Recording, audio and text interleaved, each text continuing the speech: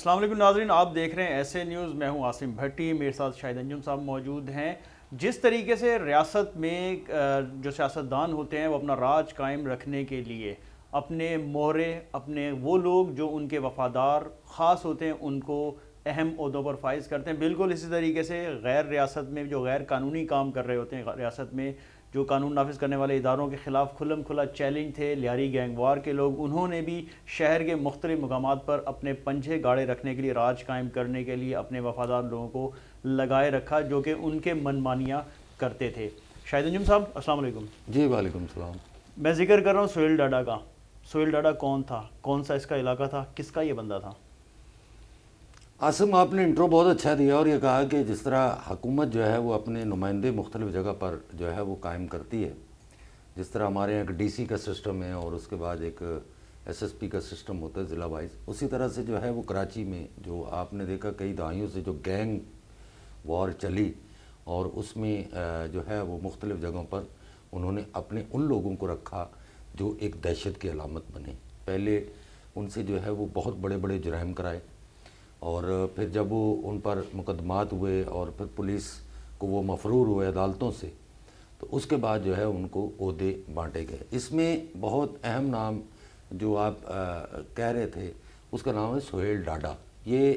ملیر کے علاقے میں تھا اور یہ لیاری گینگ وار کی فرنچائز کہلاتا تھا۔ پورا ملیر کا علاقہ اس کے ہینڈ اوور تھا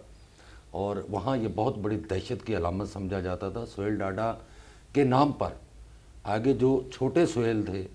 وہ بھی پیسے لے کے آتے تھے، اس کا اتنا خوف تھا۔ منشیات فروخت کرنا اس کے لیے کوئی بڑی بات نہیں تھی، بلکہ ملیر سٹی کے علاقے میں جو منشیات کا دھندا تھا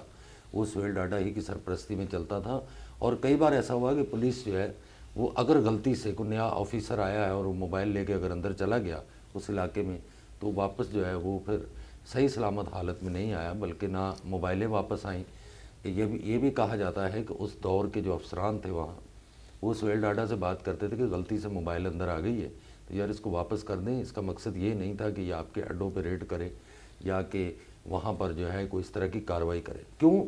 اس لیے کہ ان کے علاقوں میں خاص طور پر یہ جو سہیل ڈاڈا کا علاقہ تھا، یہاں خواتین کا جو تھا وہ بڑا ایک کردار تھا، منشیات کے حوالے سے، منشیات فروخت کرنے کے حوالے سے، احتجاج کے حوالے سے، اور پھر ان کو روڈ پہ دھرنا دینے کے حوالے سے۔ ہنگامہ آرائی میں چونکہ خواتین پر اس طرح سے لاٹھی چارج نہیں ہوتا یا خواتین پر اس طرح سے جو ہے وہ مزاحمت نہیں ہوتی، تو اس لیے جو ہے وہاں پر یہ کارروائیاں ہوتی تھیں۔ اب آگے سہیل ڈاڈا کی کرمنل جو ریکارڈ تھا، تو سہیل ڈاڈا پر 100 سے زائد مقدمات تھے، جس میں بڑے جو تھے وہ ہینیس کرائم تھا، قتل، اقدام قتل، منشیات، اور اس کے علاوہ اغوا برائے تاوان خاص طور پر، بتے کے تو لا تعداد مقدمات تھے، اور اس کے علاوہ پولیس پر حملے، رینجر پر حملے۔ تو کئی ہمارے سیکورٹی کے اہلکار جو ہماری جان مال کی حفاظت کے لیے تعینات تھے، ان میں سے لوگ زخمی ہوئے، شہید ہوئے، اور پھر وہاں پر جو لوگ کاروبار کرتے تھے وہ کسی بھی کمیونٹی سے ہوں، اس کے لیے وہ ضروری نہیں تھا کہ وہ پنجابی ہوں، پٹھان ہوں، بلوچ ہوں، پٹھان ہوں، اس سے ان کو کوئی مطلب نہیں تھا۔ ان کی ایک پرچی جاتی تھی اور پرچی کے عوض ان کو پیسے آ جاتے تھے، نہ دینے والا پھر گھر نہیں جاتا تھا۔ بہت ساری ایسی شکایات بھی ہوئیں، بہت سارے ایسے ریڈ بھی ہوئے، لیکن سہیل ڈاڈا چونکہ فرنچائز تھی تو کبھی کبھی اس کو کلوز کر کے لیاری لایا جاتا تھا، کبھی اس کو دوسرے علاقوں میں شفٹ کر دیا جاتا تھا۔ ان لوگوں کا پرابلم یہی تھا کہ یہ ڈیول نیشنلٹی کے لوگ تھے، اکثر و بیشتر جب بہت زیادہ پیسے کما لیتے تھے اور جب زیادہ سختی ہوتی تھی تو علاقہ چھوڑ جاتے تھے، لیکن کوئی یہ نہیں بتاتا تھا کہ سہیل ڈاڈا علاقے میں ہے یا نہیں ہے۔ بہرحال جب 2013 میں کراچی میں جب بہت ہائی جو تھا وہ کرائم ہوا، روزانہ جو ہے وہ درجنوں لوگ بلکہ سینکڑوں کے حساب سے۔ اس پر بعد میں آتے ہیں۔ یہ بتائیے گا سہیل ڈاڈا کا لیاری گینگ وار کے کس گروپ سے کنیکشن تھا؟ دیکھیں اس کا کنیکشن جو تھا وہ تھا رحمان ڈکیت گروپ سے، اور اس کے جو کرمنل ریکارڈ تھا اس کو مد نظر رکھتے ہوئے اس وقت جو تھا وہ پولیس کی طرف سے ایک حکومت سندھ کو سفارش کی گئی تھی، اس کے سر کی قیمت رکھی گئی تھی 5 لاکھ روپیہ۔ تو اس کو آپ اشتہاری بھی کہہ سکتے ہیں۔ اس کے سر کی قیمت جب 5 لاکھ لگ گئی تو اس کے بعد تو پھر اور زیادہ جو ہے وہ پولیس کو بھی ایکٹیو ہونا پڑا، لیکن منہ کون دے۔ بہرحال 2013 کا جس طرح میں بتا رہا تھا، 2013 میں جب روزانہ کی بنیاد پر سینکڑوں لوگ مارے جانے لگے تو پھر ایک اعلیٰ سطحی اجلاس ہوا جس میں آپ کے جو ہے وہ سیکورٹی ادارے اور جو آپ کے برسر اقتدار جو لوگ تھے ان کی طرف سے ایک بڑا جو ہے وہ میٹنگ ہوئی، اور اس میں یہ فیصلہ کیا گیا کہ کراچی میں جو ہو رہا ہے یہ نہیں ہونا چاہیے۔ اس لیے کراچی پھر بند نہیں ہوتا تھا، بلکہ کراچی میں قتل و غارت بہت زیادہ ہو رہی تھی۔ پہلے تو کسی دور میں تو ہوتا تھا کہ بھئی اعلان ہو گیا، کراچی کو بند کر دیا گیا، ٹریفک بند کر دی گئی، تو اس کے بعد یہ سسٹم تو ختم ہو گیا تھا، لیکن عام آدمی جو تھا اس کی زندگی بہت اجیرن ہو گئی تھی، وہ سروائیو نہیں کر پاتا تھا، کاروبار جن لوگوں کو تھے وہ کاروبار نہیں کر پاتے تھے۔ آپ یہ دیکھیں کہ بہت سارے لوگ جو تھے وہ اپنے گھر سے اگر اپنے دکان کی طرف گئے ہیں یا اپنی فیکٹری کی طرف گئے ہیں تو واپسی میں گھر نہیں آتے تھے، لوگ بڑا اس چیز کا جو ہے وہ دعائیں کرتے تھے کہ میرا بیٹا گھر سے گیا یا میرا شوہر گیا تو وہ خیریت سے واپس آ جائے۔ بہرحال ہوا یہ کہ جب 2013 میں یہ اتنی بڑی انارکی شہر میں پھیلی اور پھر یہ فیصلہ کیا گیا کہ یہ کام ہونا چاہیے، ان کے خلاف ایک آپریشن جو تھا وہ شروع کیا گیا، اور اس کے بعد جو ہے پھر بہت سارے کرمنل جو تھے وہ مارے گئے، اور آخر کار سہیل ڈاڈا جو ہے وہ نیپیر تھانے کی حدود میں جو ہے 2014 میں شاید جون کا مہینہ تھا، اور پھر اس کو مقابلے میں جو ہے وہ مارا گیا۔ لیکن کافی دن تک جو ہے وہ سہیل ڈاڈا کی حالانکہ شناخت ہو چکی تھی، لیکن بار بار یہ کہا جا رہا تھا کہ یہ سہیل ڈاڈا نہیں ہے، اس کی کاپی ہے، لیکن پھر یہ کنفرم ہو گیا کہ یہ سہیل ڈاڈا ہی ہے، اس لیے کہ اس کی لاش لینے کوئی نہیں آ رہا تھا۔ ایک خوف بھی تھا اس وقت، آپ کو یاد ہوگا چودھری اسلم لیاری میں جو تھا وہ آپریشن کر رہا تھا، لیکن حالانکہ اس میں لیاری ٹاسک فورس جو بنی تھی اس کو کوئی زیادہ کامیابیاں نہیں ہوئی تھیں، کافی ناکامیاں بھی ہوئیں، بہت پولیس اہلکار شہید بھی ہوئے، چیل چوک والا آپ کو یاد ہے، آپ نے کور بھی کیا، ہم نے بھی کور کیا، لیکن آخر کار سہیل ڈاڈا جب مارا گیا تو اس کے بعد جو ہے کچھ تھوڑا سا اس کے مرنے کے کافی دن بعد پھر ملیر میں تھوڑا امن قائم ہوا، لوگوں کی آمد و رفت جو تھی اس کا سلسلہ شروع ہوا۔ پھر بھی وہ جو گلی میں آپ کو بتا رہا ہوں ملیر سٹی والی، اس گلی میں پولیس خوف کے مارے جب بھی نہیں جاتی تھی۔ فرنچائز کا لفظ آپ نے استعمال کیا، کیا وہی لیاری طرز کا کرائم یہاں ہی ہو رہا تھا یا کوئی مختلف تھا؟ بالکل اسی طرح کا تھا، اس میں کوئی دو رائے نہیں تھی، بلکہ لیاری میں تو میں آپ کو بتاؤں، لیاری میں تو بہت ساری قومیں بستی ہیں، بہت سارے آپ دیکھیں کہ جو پرانے اردو اسپیکنگ ہیں یا پنجابی ہیں یا پٹھان ہیں، میاں والی خاص طور پہ وہاں لوگ بہت پرانے بستے ہیں، ان کو تو اس طرح سے نہیں کیا گیا جو کہ ایک جس کو کہتے ہیں کہ آپ زبان کی بنیاد پر لوگوں کو قتل کریں۔ وہاں تو صرف اور صرف ایک گینگ تھا، آپس میں لڑے اور ان گینگ کی آپس میں فائٹ ہوتی تھی۔ ملیر میں تھوڑی سی یہ پرابلم آئی تھی، جو بلوچ بستیاں تھیں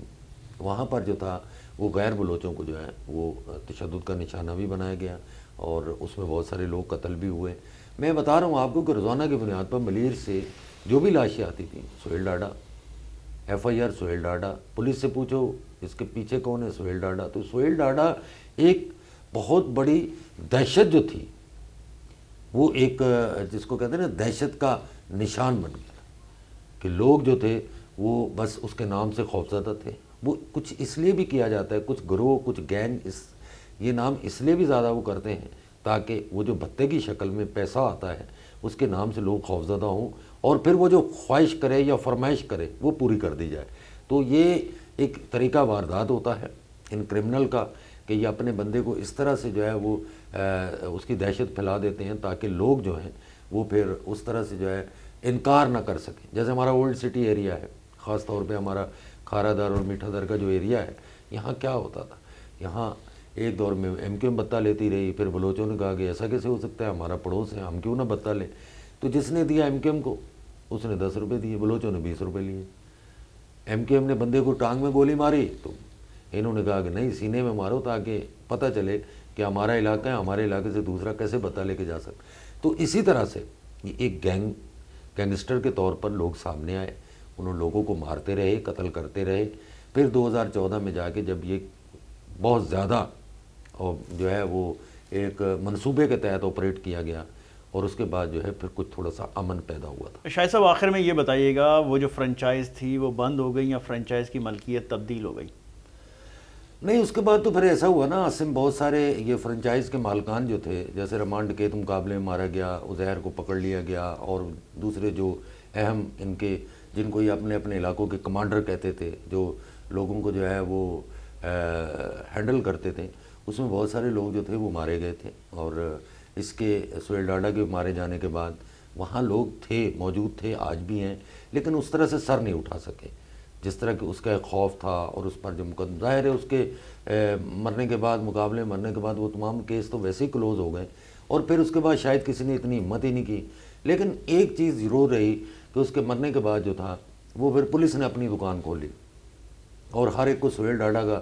قریبی ساتھی سمجھ کے جو ہے اسے پیسے کمانے شروع کر دیے جو آج تک جاری ہیں. اور پھر اگر کوئی اس کے بہت زیادہ قریبی تھا لیکن آپ اس کو آپ نے پکڑ تو لیا اور بند بھی کر دیا, ایویڈنس نہیں آپ دے پائے, تو لوگ عدالتوں سے پھر بری ہوتے رہے. اب سہیل ڈاڈا کا مجھے نہیں لگتا اور نہ میں نے کوئی سنا ہے نہ میرے پاس کوئی ایسے ریکارڈ میں چیز آئی ہے کہ اس کا کوئی بہت قریبی ساتھی ہو جو جیل میں بند ہو یا کہ اس کا آگے سے اس طرح سے فرنچائز چلا رہا ہو. ابھی ایسی کوئی اطلاع نہیں ہے. بہت شکریہ شاہد صاحب. کراچی آپریشن کے بعد شہر کے مختلف علاقے ایسے جو تھے جہاں پر فرنچائزز کھلی ہوئی تھی وہ بند ہوئیں اور اس کے بعد امن تو بحال ہو گیا, لیکن اب بھی کہیں کہیں کوئی ایسا سہیل ڈاڈا جیسا شخص اٹھتا ہے جو قانون نافذ کرنے والے اداروں کو آنکھیں دکھاتا ہے. ممکنہ طور پر وہ بھی گرفت میں آئیں گے اور ان کے بعد بھی جو کرائم کرے گا وہ بھی گرفت میں آئے گا.